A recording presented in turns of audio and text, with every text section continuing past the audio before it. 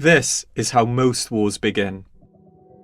An advanced party of operatives with shadowy links to their government lands in the country they want to invade.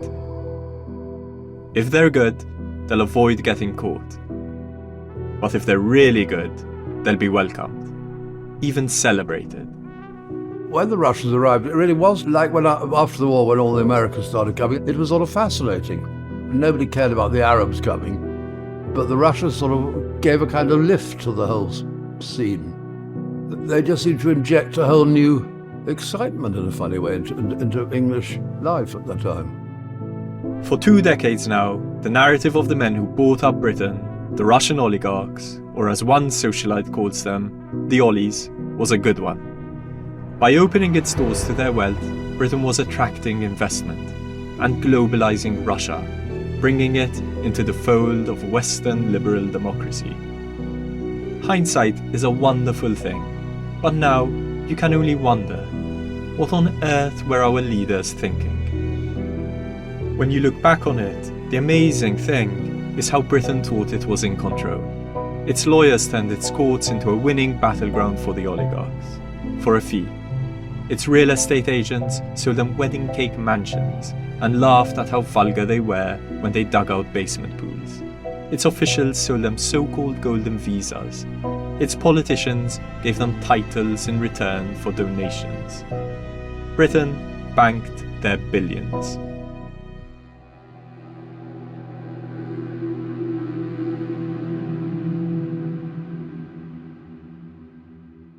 But all along, it was the oligarchs who were pulling the wool over our eyes.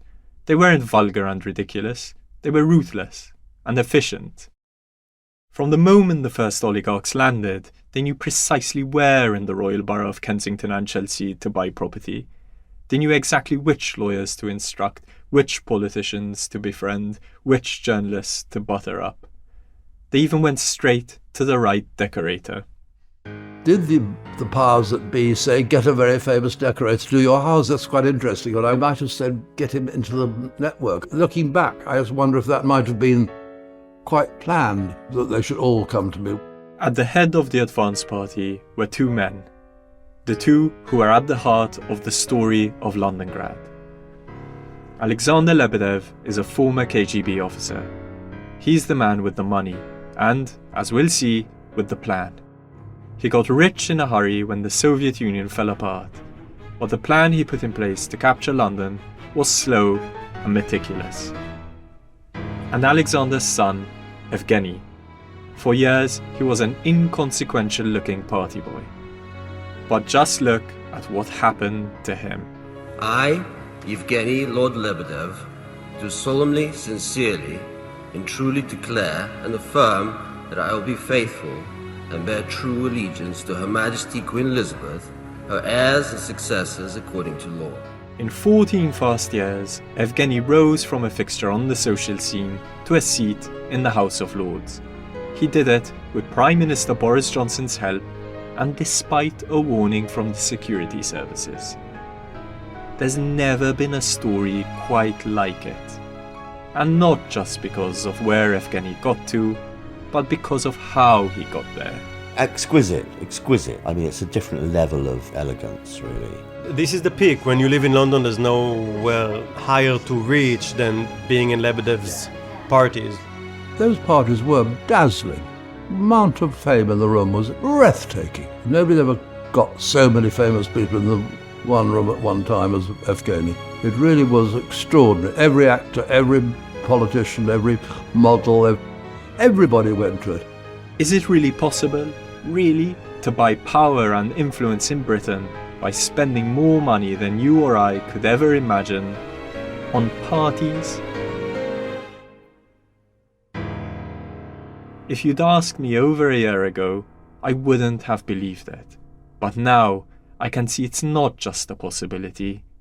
It actually happened. I can even see that the parties might have been flashy enough to distract people from the sinister things that were happening in their long shadows. I think until my dad died, everything was really below radar. So it was quite a big story when Abramovich bought Chelsea.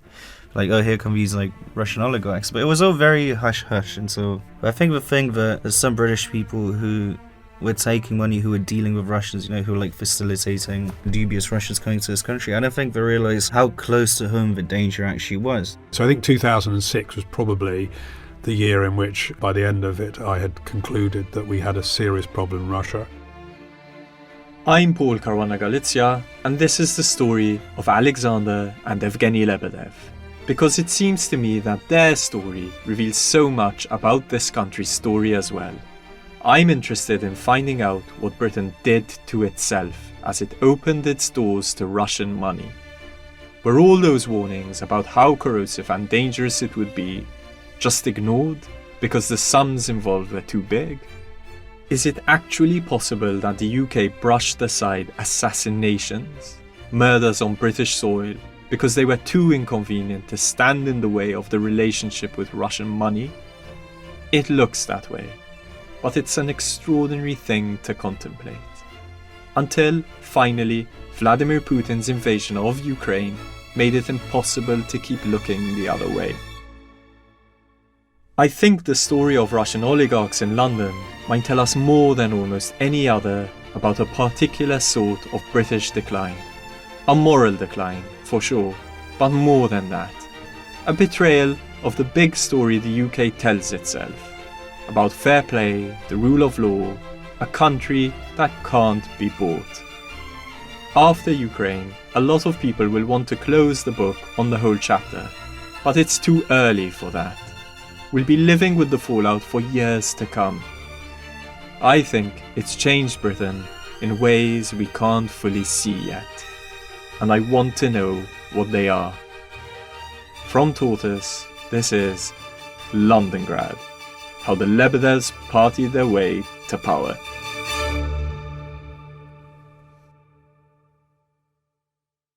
Malta, you might say, is punching above its weight. The smallest nation in the European Union is home to one of its fastest growing economies. But as we discovered on a recent visit, Malta is earning a reputation for rampant corruption and dubious dealings.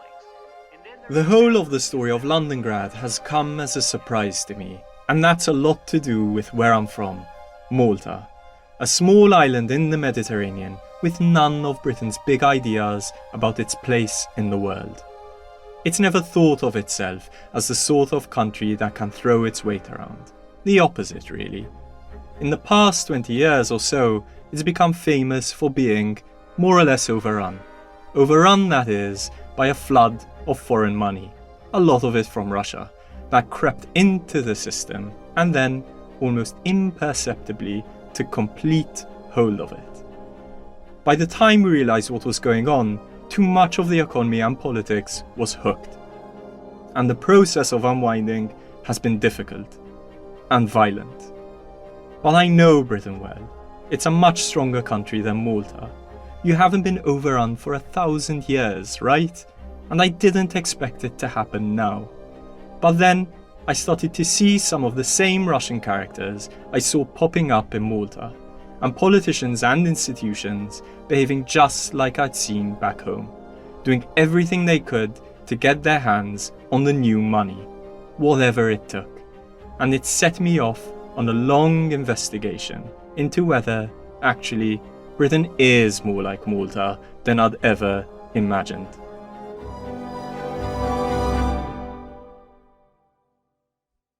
The story of Alexander and Evgeny Lebedev in London goes back decades, and in this series I'm going to tell the whole of it. But I want to start in 2006. It was a big year for the Lebedevs, and a turning point. It turned around a party which Atish Taseer ended up going to. It was one of those endless summer evenings, one of those days when the light just won't seem to really kind of fade at all. The fact that Atish even got invited already tells you a lot about him. He's a writer whose books range from Islam and identity to his relationship with his father, who was governor of Punjab until he was assassinated. Atish lives in New York now with his husband, but back in 2006 he was dating Ella Windsor, Prince and Princess Michael of Kent's daughter. And through her, I suppose the world of a kind of aristocratic social London opened up to me. And it was a very enclosed world, Bruffty and Toffee and Bucky, and, the kind of almost like a parody of English upper class life, country houses and a nightclub called Bougie. There was a sort of international element too. They were kind of glamorous foreigners. And Geordie Gregg, who was a kind of, I would describe him as sort of social fixer of sorts. He was pretty ubiquitous around as well, always trying to get someone to go somewhere, because that was sort of his cachet. Geordie Gregg was the editor of Tatler. In May 2006, he had a meeting which he would say totally changed his life. Evgeny turned up at Geordie's office with a PR agent. She told Geordie that Evgeny was launching a charity with a Russian called Michael Gorbachev at Althorpe House, Princess Diana's childhood home, and asked him if he wanted to cover it in the magazine. "Do you mean," Geordie asked her, "Gorbachev, the man who changed the world?" She looked blank, but Evgeny was pleased that Geordie got it. In fact, Geordie got it so much that he offered to co-host the party. He got it so much that Evgeny made him a trustee of the charity itself, the Raiza Gorbachev Foundation, named after Mikhail Gorbachev's dead wife and financed by Alexander Lebedev to treat children with cancer. The party arrived on the 10th of June 2006. We drove up from London with a kind of English social figure called Nicky Haslam, drinking like rosé on the way, and arrived in this extraordinary house, which I was very much aware of as being Diana's house. And there were, I feel like I want to say like there were contortionists hanging from the trees and acrobats and like a kind of Russian circus atmosphere. There was an equestrian ballet by Cossacks who rode in from the woods. There were jewelled camels roaming the grounds and golden Oshetra caviar. The Black Eyed Peas played, and Gorbachev's favourite band, the Scorpions. We used to do like drugs in those days. I remember like probably doing MDMA, and it was surreal because there was this kind of fetishizing of the Cold War, and it was all like very sort of peace and love, and this, and then suddenly like this band from my childhood, the Scorpions, came on playing like Winds of Change, like Down to Gorky Park, like super, like kind of as if the Berlin Wall had just come down or something. And I walked onto the dance floor, like probably in a fairly heightened state, and I see dancing in a circle Orlando Bloom, Mikhail Gorbachev, and Salman Rushdie. Like, this has got to be the most fucking surreal thing I've ever seen in my life.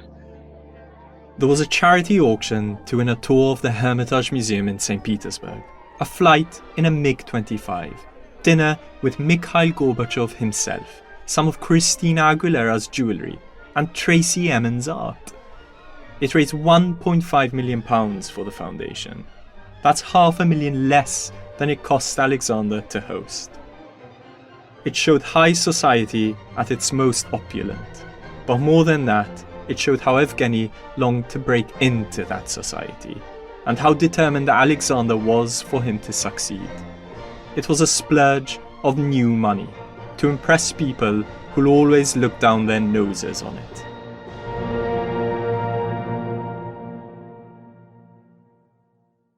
One person involved in the party's organisation, someone from what I guess you'd call an aristocratic background, remembers Evgeny's insistence on the white tie dress code.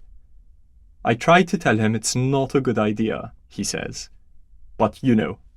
Atish, when you look back on the party, did it feel like maybe a debutante ball is the right way to frame it, that it was kind of Evgeny's debut? Or was he not very present? I feel he was not very present at that point. So I do remember him later he had this very striking face, almost like one of the paintings of the Russian painter Ilya Repin, like very, these like fairly piercing eyes, very gay seeming. There was always a kind of sexual tension I felt around him. Was that? No. There it is. Hello. Hey, Nikki. Come in. But Nikki Haslam, the decorator for the upper classes, who drove up in the car with her tish, swigging rosé, remembers Evgeny differently. People were attracted to him in a funny way, but he just had that magnetism.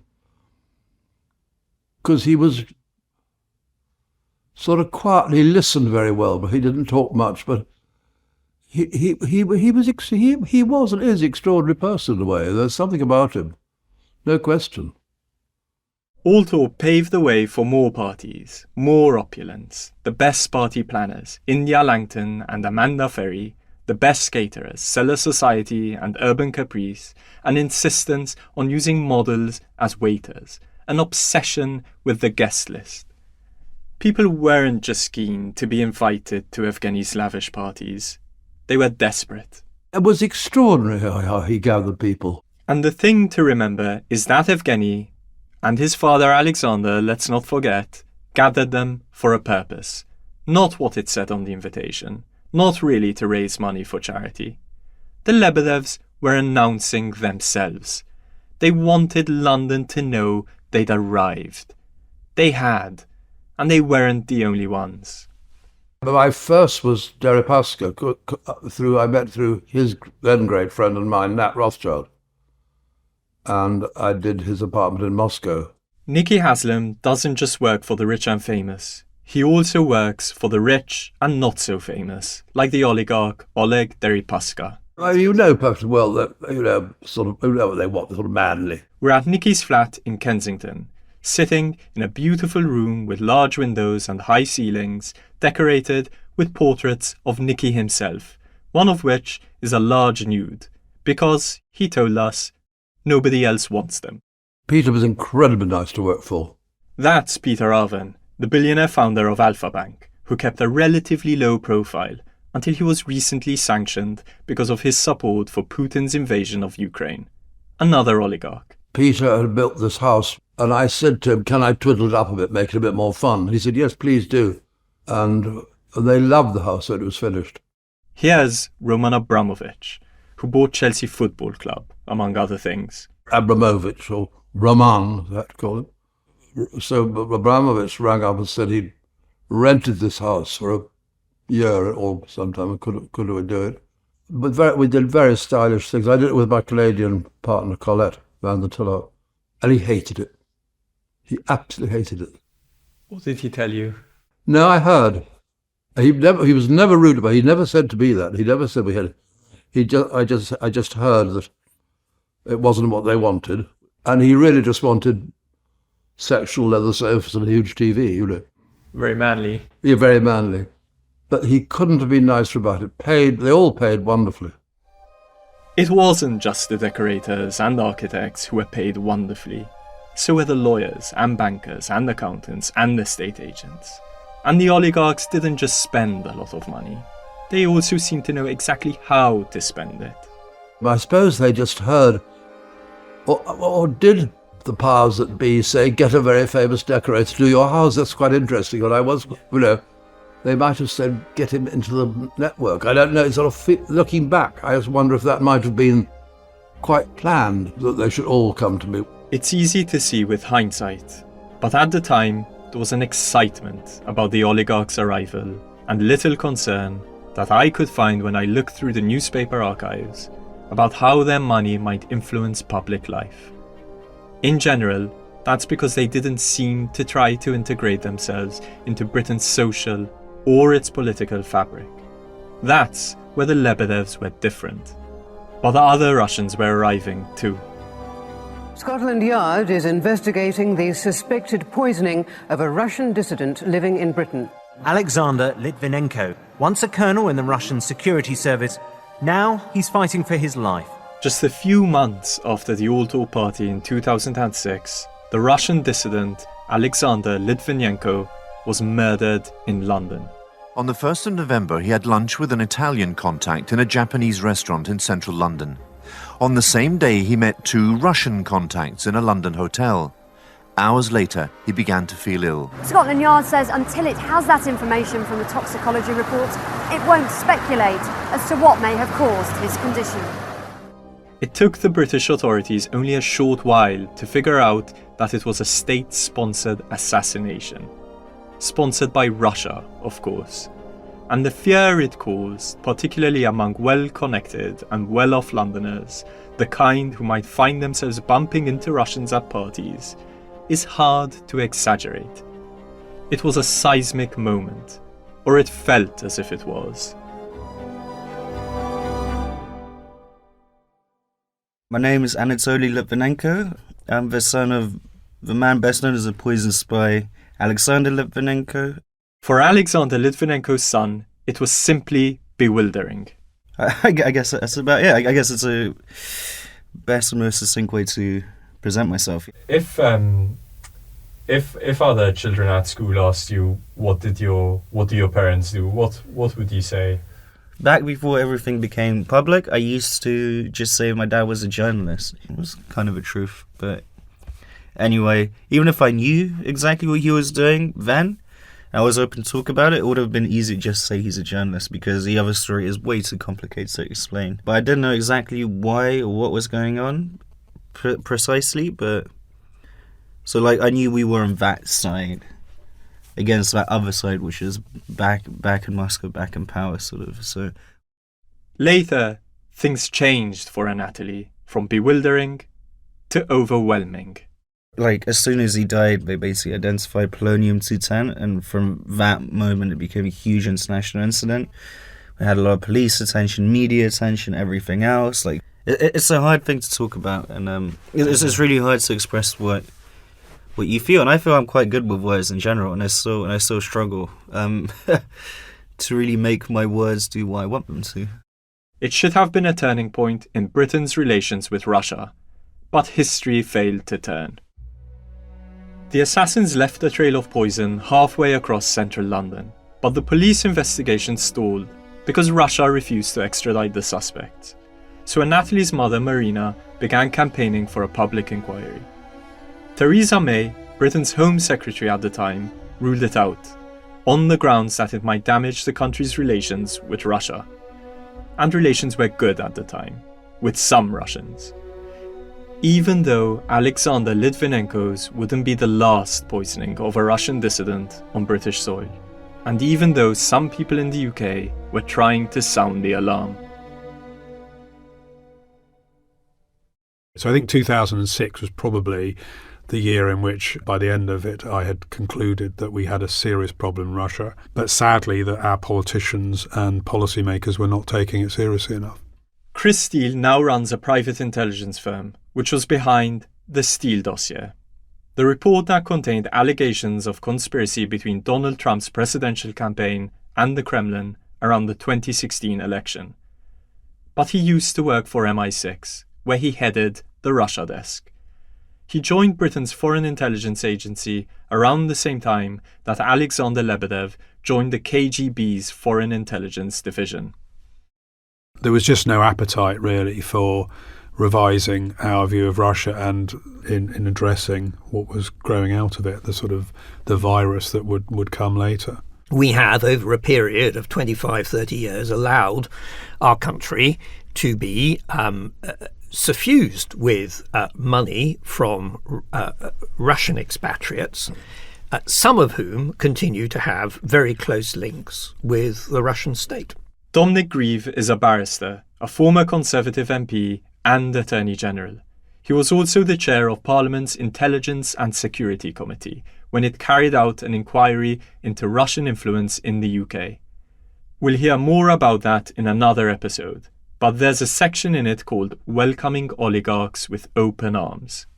The welcome started with the fact that back in the 1990s, at a time when the Iron Curtain had broken down, the UK government wanted to attract inward investment, and as a consequence, it had a UK's investor visa scheme, which was designed to facilitate people with large amounts of money coming and settling and investing and working in this country, which I have to say is a perfectly legitimate activity. But it also proved attractive to the new Russian oligarchs. The consequence was the inrush of a large amount of money for investment purposes into this country, which had, in some cases, unexplained origins. And maybe they came to London because they liked the rule of law and wanted a British education for their children. Or maybe they thought London was a very good place to launder their money. Whatever it was which drew the oligarchs to London, 2006 was the year everything changed for them. The British establishment was tripping over itself to welcome its new neighbours. Lawyers, PR people, city dealmakers and interior decorators formed an orderly queue outside their private offices. At all talk, Alexander and Evgeny had effectively announced that some oligarchs wanted to be players on the social scene as well. And the murderous politics of Moscow had come to London for a visit, to keep the exiles on their toes and remind them that they couldn't ever completely escape. The real drama of Londongrad had begun.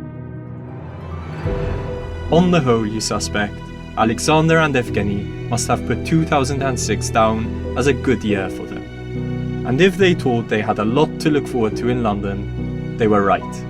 But Alexander, even more than Evgeny, knew that year wasn't when it all began. He'd been building up to it for decades. That's all in episode 2 of Londongrad. Thank you for listening to Londongrad. This series is reported by me, Paul Caruana Galizia. The producer is Katie Gunning. The sound designer is Tom Kinsella. The editor is Kerry Thomas.